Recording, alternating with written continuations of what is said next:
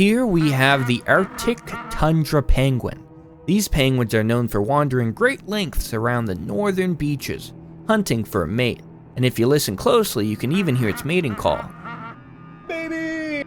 But this penguin has been found by a local hunter. Without a second thought, this poacher strikes down the innocent creature.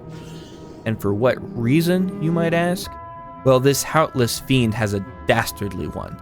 The chilling truth is that he seeks to revive the penguin as a hideous monstrosity. This is a villain. This is a White Walker. It's getting pretty chilly, that's for sure. So I have an interesting build today. I was able to get into the alpha for the Wrath of the Lich King on Ascension. So that's exciting. I've been testing out new things on there, and that's the build we're going to be talking about. You also notice right off the bat, I do have a undead friend with us. He's been super exciting. I had to get rid of the other one I made the video with, and I'll explain that in a minute. But the enchant we're going to be talking about today is going to be the White Walker enchant. And again, I have some dungeon footage playing, so you'll kind of see what it plays like. It's very interesting. So first, just to go over the enchant, dealing critical damage with Sinister Strike will launch an Ice Lance at your target. This Ice Lance does not consume Fingers of Frost. That's very important. Eviscerate now has a 20% chance per combo point to trigger Fingers of Frost when you have the final rank of the talent. Slice and Dice is transformed into Slice and Ice. Slice and Ice increases your melee attack power and Slice and Ice increases your melee attack speed and increases your melee attack power by 30% of your intellect. While Slice and Ice is active, your casted Ice Lance critical strikes restore 15 energy. Additionally, your Sinister Strike and Eviscerate gains additional scaling from your intellect. So this is, of course, a legendary enchant, so you're not able to stack this with other things, but there's a few interesting things going on here. Now, for the sake of this video, this is the only enchant that matters. I don't have any, epic enchants really adding on too much to this. You definitely can find some, just since it's on the alpha. I don't have my normal selection that I normally would to pick between. So, and when I say that all the enchants are on alpha, I just don't have access to them. I just haven't found them. So we're going to actually go straight into the spell book, and I want to point out, obviously, the most important spells here. So you're going to see me spamming Sinister Strike. Sinister Strike is obviously the backbone for a lot. It's how we're going to be generating combo points. It's how we're going to be getting free Ice Lance proc. So Ice Lance itself being the second most important ability, since without Ice Lance, most of this build just doesn't work. You don't have Ice Lance, you can't trigger free Ice Lances, you can't really benefit too much from Fingers of Frost, which is, of course, the talent we picked up. Fingers of Frost is an excellent talent on itself. So just to go through it, when you deal frost damage with a mage or shaman spell, you have a 15% chance to be granted Fingers of Frost effect, which treats your next 2 mage spells cast as if the target were frozen. Blizzard and Ice Lance cannot trigger this effect, so they can benefit from it, they just can't trigger from it.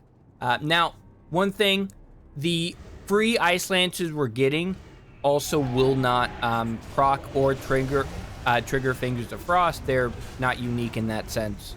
Well, I guess Ice Lance, when we use it from the Sinister Strike, when we get a Sinister Strike crit, is unique in the fact that it can't benefit from Fingers of Frost. So it can still crit, just not from Fingers of Frost. So that's a little unfortunate, but I understand the balancing behind it.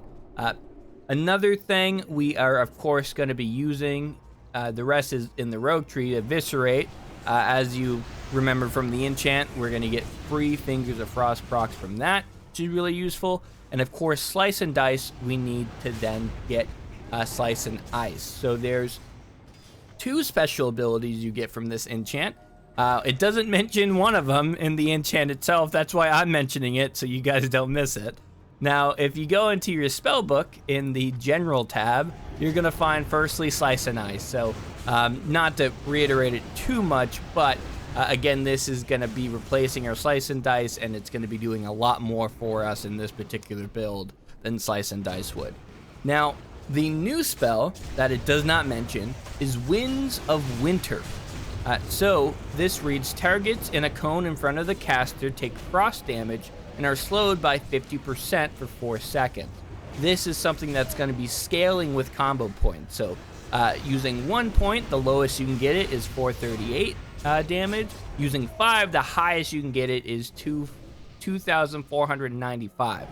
So pretty big range there. So definitely benefiting from all the combo points. Now, this particular build, since it's kind of Frost and it's kind of Rogue Sinister Strike based, there's a lot of different ways to go with it. I'm going to point out some of the talents I've been really enjoying, and then let you kind of go your own way at this point. Again, this is still an alpha, so in the dungeon clip you're seeing, you're probably noticing bugs. There's some interactions that may not be intended with this build, and that's one of the reasons I had to change the pet out. The pet that we had in the beginning of the video actually cast a spell called Frostbolt, and that was triggering a different talent that I did not want it to be triggering, so that was a big issue, so we had to swap him out. So going over some of the talents I think that are going to be really important for this build, I want to first start out by talking about the Shaman tree and going right to Maelstrom weapon.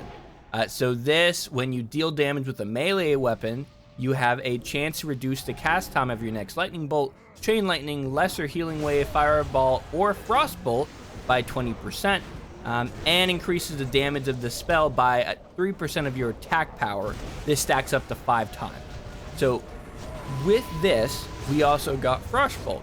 Frostbolt benefits from Fingers of Frost, not in a major way, in my opinion, but it still benefits from it, and this is going to give us some really nice and beefy Frostbolts.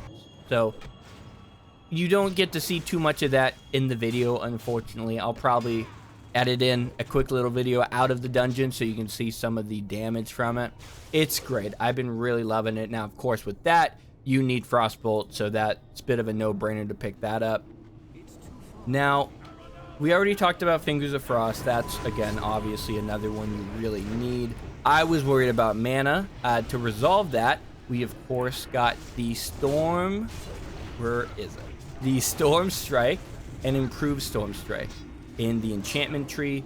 This is going to be doing a few things for us. So, Storm Strike itself is just good damage, and the special benefit of it, when you improve it, is the Storm Strike will not only give us 20% of our base mana, which is really useful when you're worried about having mana issues, it will also increase the fire and frost damage of your target takes from you by 10%.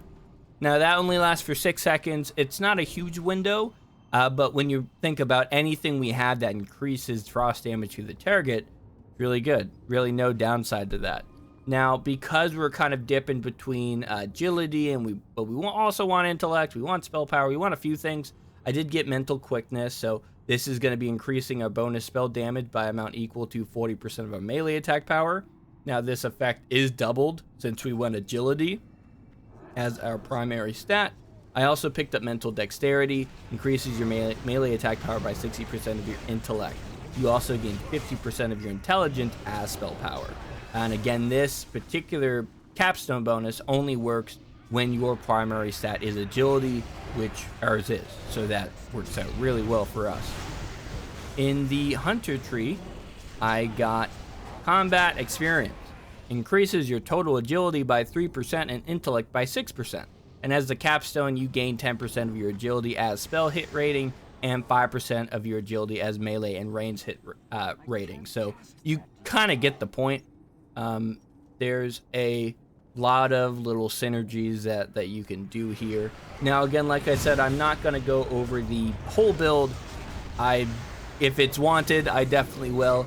But there's a lot of things that as we level and as I get to level 80, I'll probably change. One being the entire Death Knight tree, except for the spells and abilities, are all locked out to us right now. You can't use any Death Knight talents until level 80. This is probably an alpha thing. That's my assumption. Again, it's in alpha. There's a lot that could change. So I'm excited to start using them, but I don't want to go over the whole build and then change it all when I get Frost, in case there's some good abilities there, which I'm sure there is. So I'll just kind of quickly glance over the talents I have. If you want to pick up any in particular, you're welcome to kind of pause on any of these screens and select something. The only thing I do want to point out, because I think this is really fucking cool, they have Dominate Undead that you can pick up right as soon as you make the character in the alpha realm, I should say, and this will let you tame the same way you would a beast, but undead. Pretty much any undead. There's some restrictions, mainly like the special units, like there's undead riding around a horse somewhere that you can't tame. There's just certain variants that you can't, but for the most part, I would say 90% of the undead I ran into you can tame, which is super cool. So again, I'm just going to go through the rest of these pages and talent trees, and feel free to pause on any of these you want to take a further look at. Most of the points we've spent are in the mage tree and the shaman tree. Now when you're pausing to look at these, just want to quickly note, some of these I only grabbed because it kind of went with the Frost Knight or Frost Death Knight, whatever you want to call this build, the theme. So there's some abilities like Frost Nova that I picked up that you definitely don't need. I just picked it because it's a Frost spell, and I think they're pretty neat. So with that, I mean, I think that's going to be wrapping up this video. Thank you so much in advance, or like at the end of the video, I shouldn't say advance. Thank you so much for watching the video. I hope you enjoy the clips you've seen and are seeing, and have a fantastic day. All right, bye-bye.